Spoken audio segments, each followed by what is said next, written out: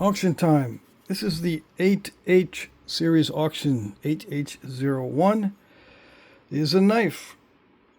I made that today from a big Biface. I think I did this Biface at the Coshocton nap-in, and I showed it on video. I was going to try to make something out of it, right, when I showed it, or I said that I was going to try to, so this is what it ended up being. A knife with a integral handle, right? It's just everything solid stone. The length is 6 5/8. Okay, the blade length is 3 1/4. This is a Texas chert, translucent. It's kind of thick, so it's not fully translucent. It gets more translucent as it gets thinner, this material. This is lightly heat treated, so it wasn't too difficult to nap. But the flakes don't really travel all that well. They tend to scoop out. So there's not many flakes that are coast to coast across this piece. They're mostly to the center. Yeah. So yeah, without heat treatment, it's very tough. Anyway, compared this to a lighter, it's not a big knife, but I like this type of knife. Either straight blade or a blade like this. Yeah, it gives you room to sharpen when it's wide like that. Okay, this is the kind of knife that I prefer when I make a knife for myself. Thick handle, thick right here in the transition between handle and the blade, and then nicely tapered. And then sharpened just by picking at it. So the edge is not all that thin. So I could use it for either heavy duty sawing, like if I need to saw through a bunch of sinews or tendons, it'll work. It'll also work if I wanted to butcher some meat or whatever. All right, this is I don't know if it'll work that well for skinning because it's not that thin. Skinning is usually better done with a flake, but it can be used for skinning, I suppose. The tip is sharp enough to get in for the first initial cut. Yeah. If you hit a bone with that tip, though, it's going to break. Now you can see it's kind of angled. I did that because that's just the way it ended up. I didn't want to reduce too much of the width, but I wanted to make a sharp point. So it's got two lines. I don't know what you call those. Two edges at different angles. I ground it down here. It's ground all the way around the bottom too, all the way up to the next shoulder. The shoulders are ground down right here too. Okay, and this is hemp twine that you can get or hemp cordage you can get at Walmart. Okay, it works well, and it's tied off with a whip knot. Look it up. Okay, how much does it weigh? Yeah, I wonder. It'll be in grains when I weigh it. And last time, I don't think you can see this. No matter how shaded or what angle I put this in, you guys can't read it. 1848 grains. And you probably still can't read that. Yeah. 1848. Yeah, you can kind of see it there. Okay.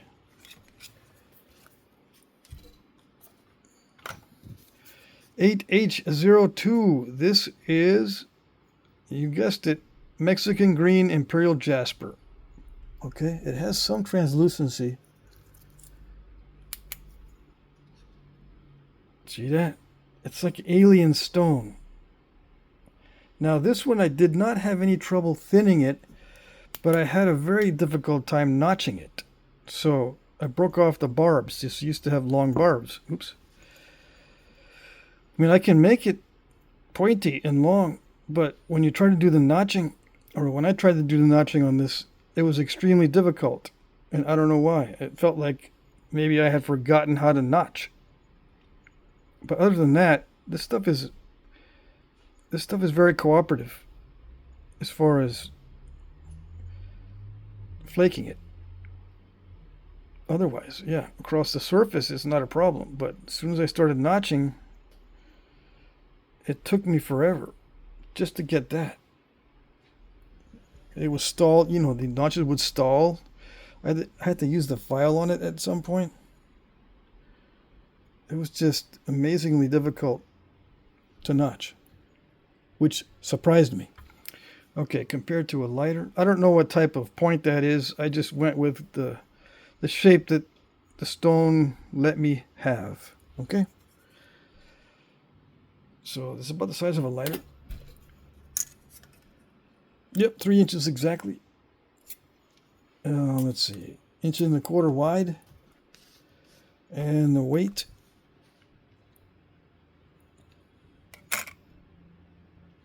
.204 grains. 202. It's funny how it shows up at that angle. Yeah, 202 grains. Okay, so Mexican green, imperial jasper, and it does have some pyrite inclusions. I forgot to mention. You'll see like a little sparkle every now and then. See that little right there? That's looks like to me like pyrite because it's a gold color. Now there's a couple of spots where I have metal marks from the copper. So that's not a copper metal mark. There's another pyrite inclusion right there. Now it had some bigger ones that got napped away, unfortunately. But there, you might find some more. See, that's a copper metal mark there by accident. You can see that pyrite inclusion right there. So I thought that was kind of cool. Yeah, there it is. See that? I think that's pyrite. But there was a crack in it also. So the pyrite was right where there was a crack. It was like a layer. This going this way. Luckily, it was going this way and not this way. That layer in the jasper. Anyway, I think that's the two that I spotted earlier. The two inclusions of pyrite, or whatever it is. It looks like specks of gold. Okay, but yeah, I sharpened it. It sharpened all the way around, actually.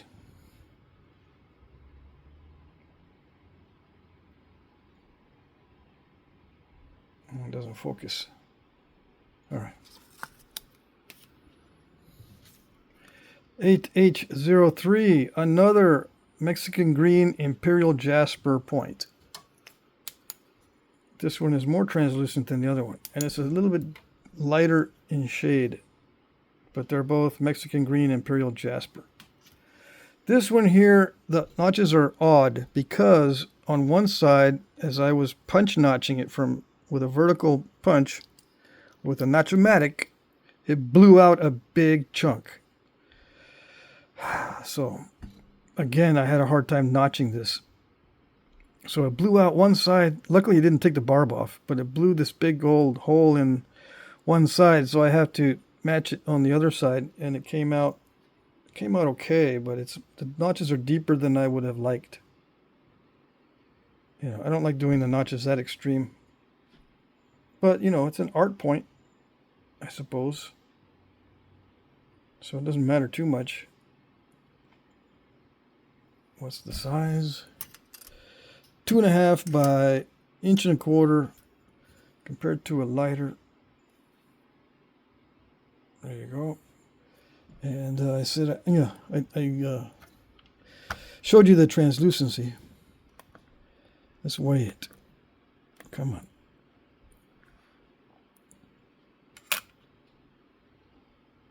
132 grains.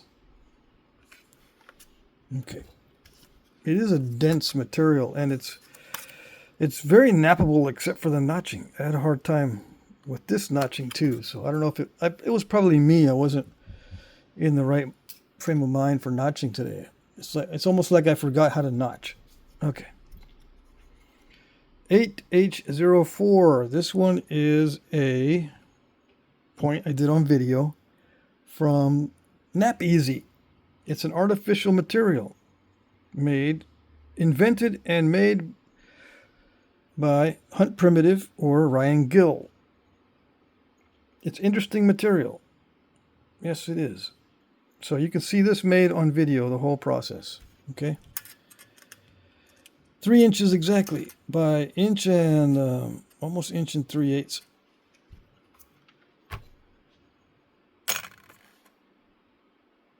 210 grains.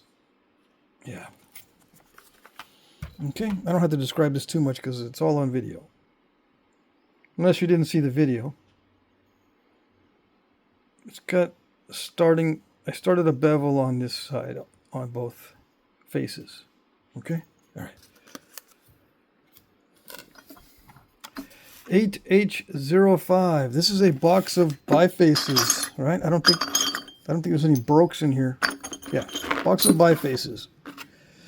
I made a bunch of bifaces and didn't get a chance to nap them all into points. Okay? All right. So what are they? What's the size? All that. Here's a lighter for comparison. All right, so what is the material? This one I did on a live stream. This is heat-treated Alabama Coastal Plains chert. Heat-treated Alabama Coastal Plains chert. Biface. Or preform, whichever. 3 1/4, or a little bit over, 1.5 inches compared to a lighter. Okay. Do I weigh all these? I could, but then let's see. Then I have to put that scale on top of these things. 362. This one is something I was trying to finish up this morning to do like a wrapped blade like this. This is the New Braunfels chert from Texas that is very similar to English or Danish flint, I mean. Very similar to Danish flint. It naps really well. Yeah, it's semi-translucent. Okay, it's almost identical in shading, this kind of tone, this color tone, to the Danish flint. So it's probably as similar as you're going to get. So at least you know that there's one type of Texas chert that's very similar to the Danish flint. Okay? And it's probably a flint as well, but we call it chert. 5 3/4 by 1 3/4.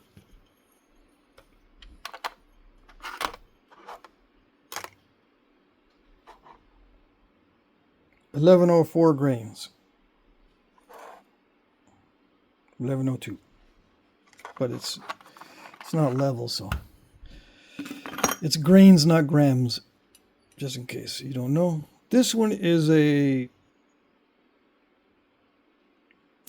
piece of something or other I got at the Coshocton Nap-In, I think, because I'm thinking this might be Esopus or some kind of similar chert. Now I was trying to make a little Nodina point, but this thing gave me some trouble right there. It was an existing crack or something. It just got weird in that inclusion there, so I stopped. Yeah, so nah, we'll just put it in the broke some bifaces. 2 3/4 compared to a lighter, and this one is 140. Yeah. All right, this one here, I think it's a heat treat, but it's not that great. I don't know what kind of material it is. 4 5/8 by 1 7/8. Yeah, this is kind of crude. I might have done this on a live stream. I forgot what material it is. Yeah, I'm not going to weigh it. This one is Coshocton, and I think I did this one on a live stream, and I might have refined it off camera. 3.5 by 1.75 inches. This one is 520 grains. Yeah, this is Coshocton. It naps really well. I didn't know what to make from it, so I just kind of set it aside, and now I don't have time. Let's see. This one is Georgetown flint.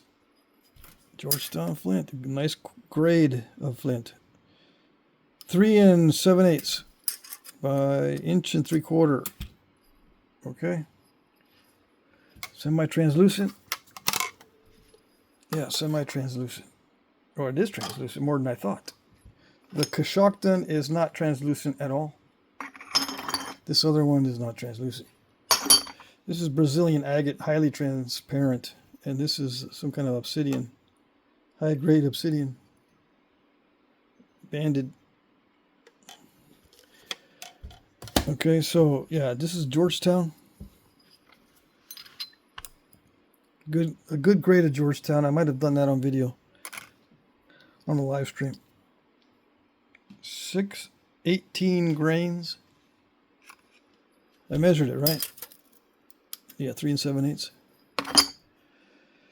This is obsidian. 494 grains. This is Brazilian agate from a slab. 202 grains. Yeah, I was going to make a couple of Ishi points this week, but I ran out of time.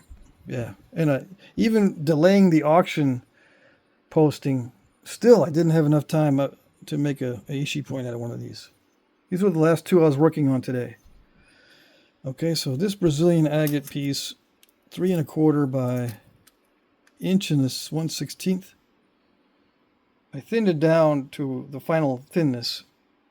The only thing left for me to do on this to make an Ishi point is just sharpen it up and put the notches in and put more of a concavity in the base. Ishi points are not really thin. Not these ones that are, long. Okay. I think that's all. Did I weigh it? 204, 202. I think I weighed this one already. 494. And the length on this one is 3 3/4 by 1.25 inches.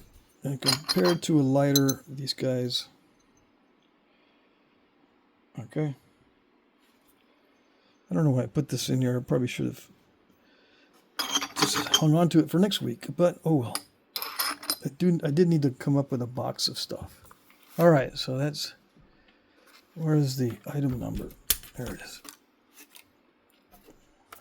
And last but not least, 8H06. This is a box of Knife River flint. Yep. And it's mixed flakes, bifaces, and brokes. But this is all Knife River flint. Okay? All the Knife River flint I was working with this week and the previous 3 weeks. So these brokes are from attempts I was doing up to 3 weeks ago, I think. And they're all translucent. Everything's translucent. Yeah. Knife River has nice translucency to it. Okay. Very nice color too. This one you might not be able to see because of the cortex. Yeah. If it has a cortex, it usually cannot see the translucency. This one's really thin in that spot, so I included some flakes so you can get used to the material before you actually dive into the larger pieces. All right, so the measurements on these, this is like 1 5/8. This is like 2 1/8. You can almost just use it straight like this for a hunting point, snapped off right there. This actually works really good as a hunting point when it's snapped like that, especially when it's straight across, because it sits in the bottom of that notch firmly. It seats very well. I don't know why Native Americans didn't just snap off or burinate the bottoms like this. They just napped them sharp. But anyway, I would use it just like this, sharpen up the edges and use it just like that. Same with this one probably, yeah. Okay, so these pieces compared to a lighter would be faster if I just do this. Some of these are bifaces. I think there's only one biface. Oh no, there's two bifaces. Okay, they're less than 3 inches long. Probably 5-to-1 ratio as far as width to thickness. With two of those bifaces, I got I got 5 of these thin type flakes. They're kind of wonky. You might not be able to get too much out of these, but it gives you a chance to work the material. And some of this material is very dark. This is a very dark version of the Knife River, and this is a more lighter translucent type. Okay, so there's a range of opaqueness. And this is a big chunk of dark. The dark naps pretty well, but it is slightly tougher than the more translucent variety. So you get, see the difference? Both Knife River, but this dark stuff naps a little bit differently than the lighter stuff. Okay. Alright, so that's it for the items. I hope you liked the items this week. The description or the rules for the auction is down below in the description box. And good luck.